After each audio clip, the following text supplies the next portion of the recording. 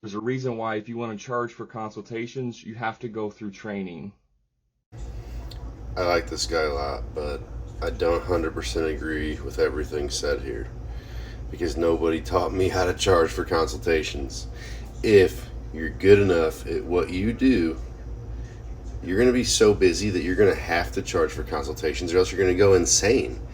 Like there's another way to do it. It's called be so good that you have so much work coming in that you're charging for consultations, because if you don't, you're just wasting your time with a bunch of people who you're wasting your time with when there are hundreds and hundreds of other people who are ready and willing to give you money for your time. And then it gets to the point where people are wasting your time by not even showing up for their appointments. And before long, you're charging for your consultations. And that's what happened to me. So, I do 100% believe that if you are truly skilled at your craft, you definitely deserve to charge for your time.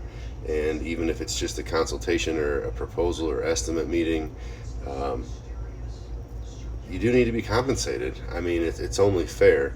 I think a lot of people, just from the initial meeting, are going to go away with some great information. If you're skilled at your craft, you're going to teach them stuff that's going to help save them money and help them make good decisions down the road.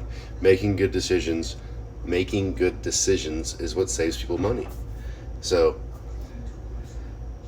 I I really do like where he's going with this, but I don't, and I get it. These everybody's trying to sell their coaching, and I guess there's probably better money in selling videos and content and coaching people than there is in doing a lot of these service trades, because the service businesses are tough. If you're not a lawyer or a doctor, being in service doesn't pay that great, and even the lawyers and doctors probably don't actually feel like they get paid enough for how much they work.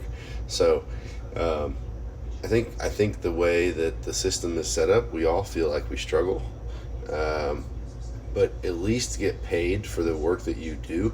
And if the work you're doing is going out and meeting with people and consulting them and giving them pricing on what it's going to take to do something, go ahead and do that. Um, but that said, there are some services like irrigation where you're never going to be able to really give somebody a quote on what it takes to fix the system.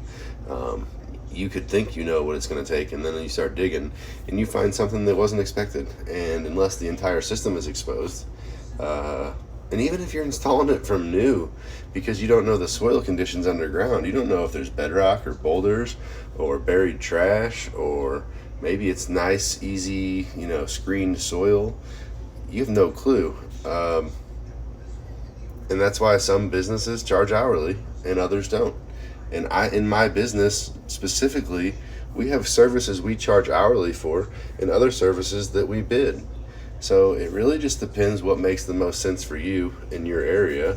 And if you're to the point where you're so busy that you're wasting money trying to consult people on jobs that they really don't qualify for, then you can start charging consulting fees.